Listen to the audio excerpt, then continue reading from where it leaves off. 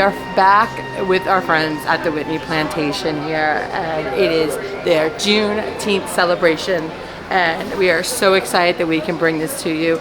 They're having it the week before Juneteenth, so that way we can bring you also more festivals for Juneteenth in our city of New Orleans. So we're excited. In today's video, we're here for the festival. It's not going to be the guided tour they got us. Today it's the self-guided tour. And we're just going to go look around, have some little fun, show you the festival sights and sounds, and just have a good time. But if you want to follow along, you can always use this QR code and you can get more information on everything and also learn more about the different exhibits here at the Whitney Plantation. And remember, we have a video that gives you almost a full tour here at the plantation. The reason we're here is this, Juneteenth. Juneteenth is about last free slaves in the United States of America in Galveston, Texas. Galveston Bay, Texas, as a matter of fact. This celebration is about the true freedom and the struggles we had after that.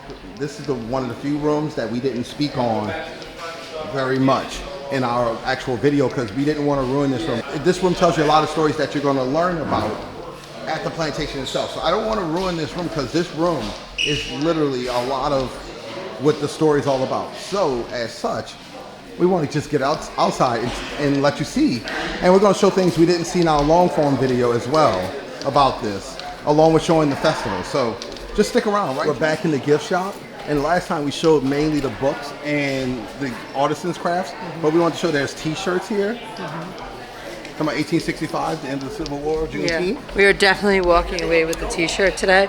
We wanted to get our t-shirt last time, but they were closing, so we had to pretty much, wrap it up really quick because, we didn't want to keep them too long. And people need to go home. Correct, but we are definitely getting some t-shirts today. And remember this, Black history is American history. And because that point seems to be missed a lot, that the history of the Black man in this country is part of American history. So we have our Powerade to stay hydrated because it's going to be very hot going around and doing the self-guided tour, but you're going to learn so much. And a big thank you to all the people that watched our first video that we put out last week, the full tour of the Whitney Plantation. We didn't show it to you all because we want you to come back here. It is a beautiful tour. So many people gave us some beautiful comments. Thank you. Thank you for giving us all the history, the education. And if it brings awareness to one person, Team AJ is happy. So we hope you guys come to the Whitney Plantation. I know a lot of people said they were going to come here and visit because the Whitney Plantation is all about education and education only.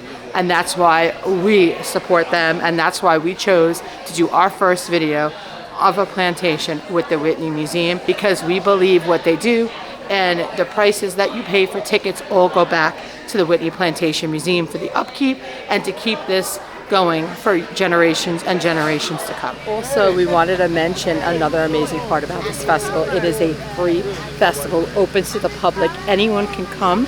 The only thing you have to do is reserve your tickets online in advance because this festival does sell out very quick. So remember, if you would like to come here next year, make sure you check out whitneyplantation.com and you can stay up to date with all their events they have throughout the year, and you can come to this Juneteenth festival as well. So thank you to everyone that truly supports us, believes in us, and supports our journey and what we're trying to do with this channel. We love you all. Let's go enjoy more of the Whitney Plantation for the Juneteenth Festival. So if you've watched our first video, we ended the video at the church. We are starting our video now at the church for the Juneteenth Festival because they are having an opening ceremony. So we're going to go see the opening ceremony. Let's go in and let's go learn more about Juneteenth.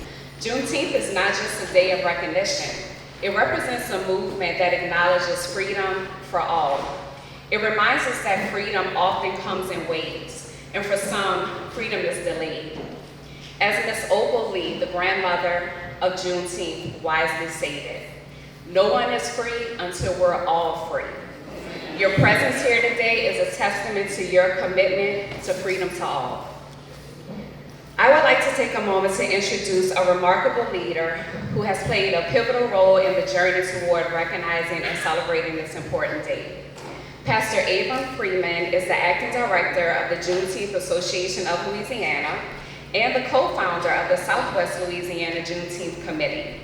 Under his guidance, this committee initiated Juneteenth celebrations in Lafayette and beyond, and played a crucial role in advocating for its recognition as a state holiday in Louisiana before it was established as a federal holiday.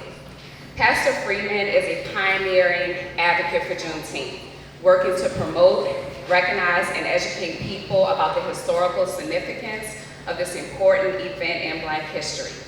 Please join me in welcoming Pastor Abram Freeman to the stage to lead us in our opening prayer. Our gracious Father in heaven, we're so thankful that you brought us here today. This was a appointed time for us to be here. And we're not here to celebrate slavery. We're here to celebrate the beginning of the end of slavery. Juneteenth and the 13th Amendment not only released slaves from slavery, but also our white brothers that had involuntary servitude. So in a way, it was freedom for all. So Juneteenth is a national holiday for all, and we all need to celebrate, but most importantly, you said that when you set us free, we are free indeed. Amen. We are free indeed. So thanks to you.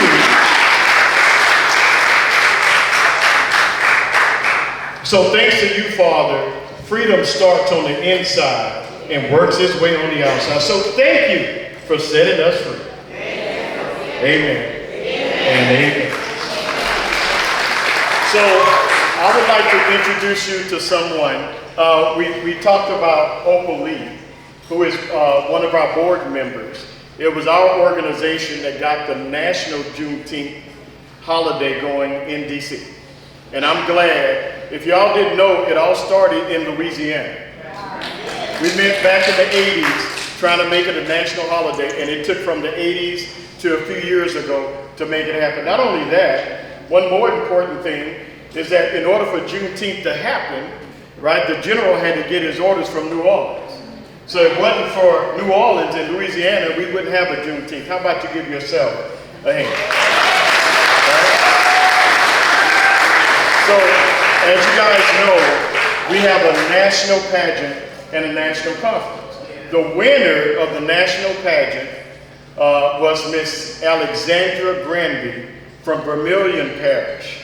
Right? She won for a lot of reasons, but you're going to see one today that's going to mess with your head. Let me tell you. She hails from North Vermilion High School. She's getting ready to go to the University of Louisiana at Lafayette. All right? LSU tried to take her. Juilliard wanted her, but we got her. All right? And so she is here today to lead you in the Negro National Anthem, the first stanza. I would like all of you to be guilty of standing up, not only for the anthem, but to give her the honor that she so deserves. Would you join me in welcoming her? Lift every voice and sing to earth and heaven ring. Ring with the harmonies of liberty. Let our rejoicing rise high as the listening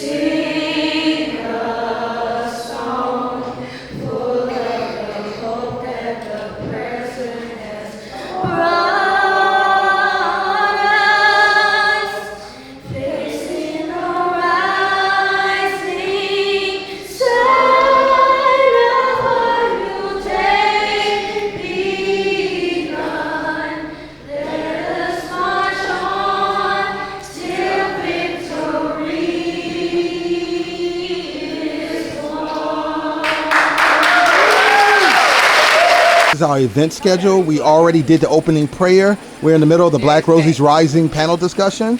And there's multiple things going on today as the event schedule. Also, you can do the self-guided tours. There's markets. There's activities. We're going to show everything we can today. And if you're really interested, you can also download the app. I'm going to show you different landmarks, but check out our video that we did about the Whitney Plantation. Check out that video. That video has so much more information about everything you're going to see here. But like, this is the wall of the slaves that were known to be here. So you can see the names and so forth. And you'll find out more information about why their names are French, what they did, how they were treated, all that in our video for the Whitney Plantation. We'll put in the links down below, but you need to check that video out. But we're going to show you some of what's going on here as well. Here, this is a festival. You got food trucks. Shout out to First Class. I guarantee the food is first class here because they have those burgers, the sausage, the flying fish. Shout out to this lady. I'm guessing this is the owner of the truck.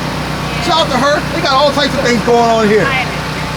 She is the lead pilot. She is the captain. El Capitan here at First Class, because you don't want just any food. You want first class food. There you go. Louisiana celebration, a festival without snowballs.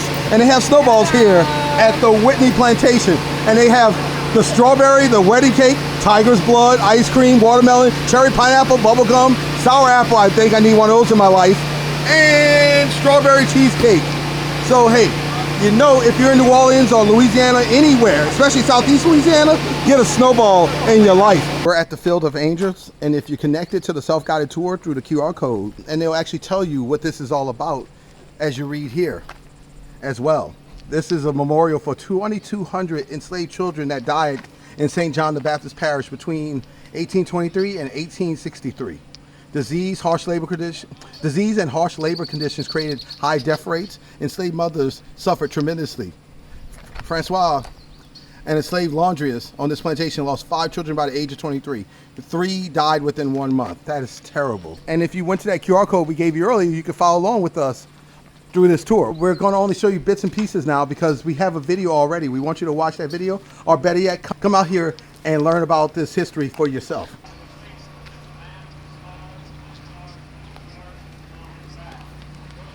This is more of the Field of Angels. And here's the statue that we were talking about before. And what we're doing right now is covering mainly the parts we didn't show a lot of before. Like this area here, this garden area. We didn't show a lot of it, so we're gonna cover a lot of it here today. If you watch our previous video from last week, you would see these bells. We actually rung one while we were here, but this bell is representative of when they need to get a message to the slaves, they would ring multiple bells and all the way through to tell them if it was time to stop working, things that sort. Especially after 15, sometimes 20-hour day, they will ring the bell to tell them to stop working. So you'll see multiple bells around the plantation because that was how they communicated with the slaves. This is in memory of Reginald L. Pinston, father, healer, teacher, and dear friend.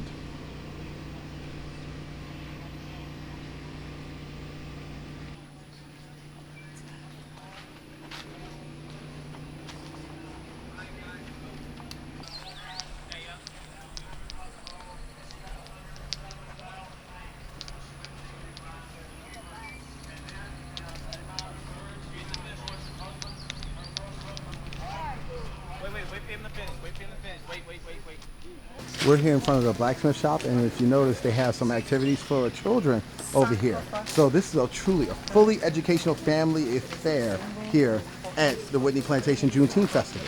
So you got the Louisiana Children's Museum here, helping put this whole children's area together, and it's just amazing. So everybody's learning something, and we can actually go inside the Blacksmith Shop today. The other day we weren't actually able to go inside the Blacksmith Shop, so let's take a look.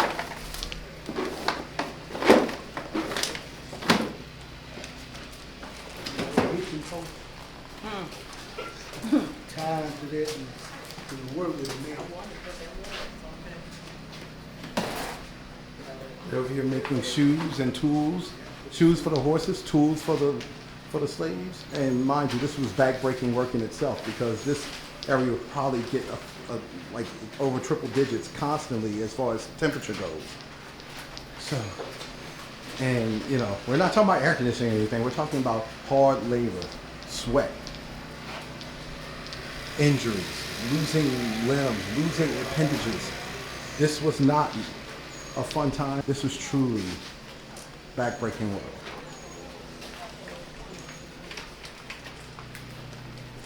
In the video that we did where we were here with the guide, we actually went inside here and showed you inside of here.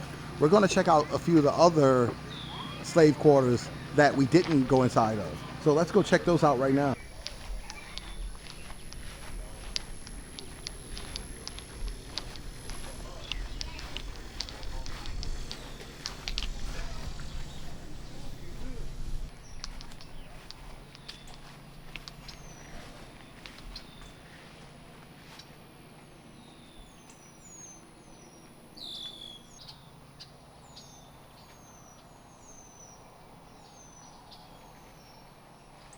On the self-guided tour, after you do the QR code and everything, you'll see these numbers around. These numbers are guiding you to the different exhibits. Like we're heading to 10. So on your phone, you literally pull up 10 and they'll start giving you a spoken description of what's going on at 10.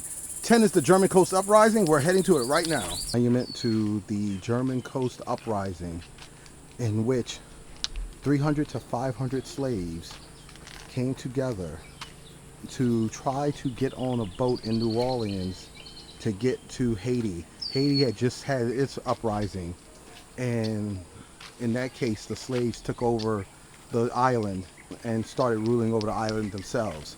So these slaves wanted to join their brethren in Haiti to find the freedom that they so desperately needed and so desperately wanted. I'm not going to do much more talking, just sink it in.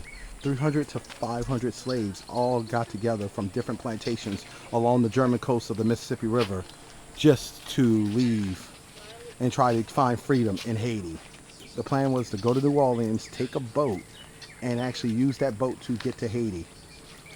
And they were caught halfway there by the Destrehan Plantation. This is representative of the final result of that journey.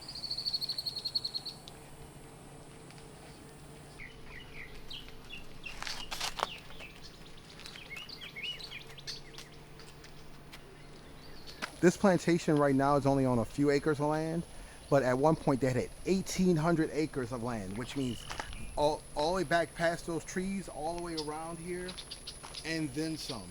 So this land that you see all this sugar on was all part of this plantation at one point. As far as the eyes can see is what they own.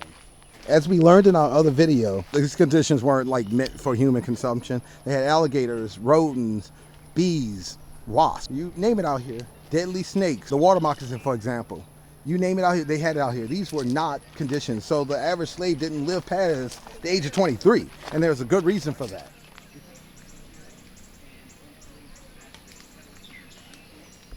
This is the backside of the slave handlers' quarters.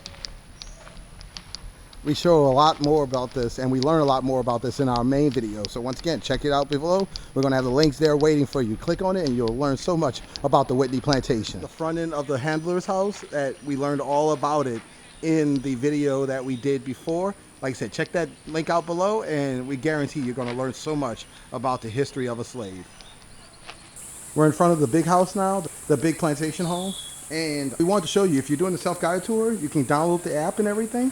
And they give you an explanation along with a mini video, giving you a soundbite about what's going on here at the different locations. Right here, for example, in the 1890s, we have the big house here, and this is the big house on the phone and through the app. So this is how you would do the self-guided tour.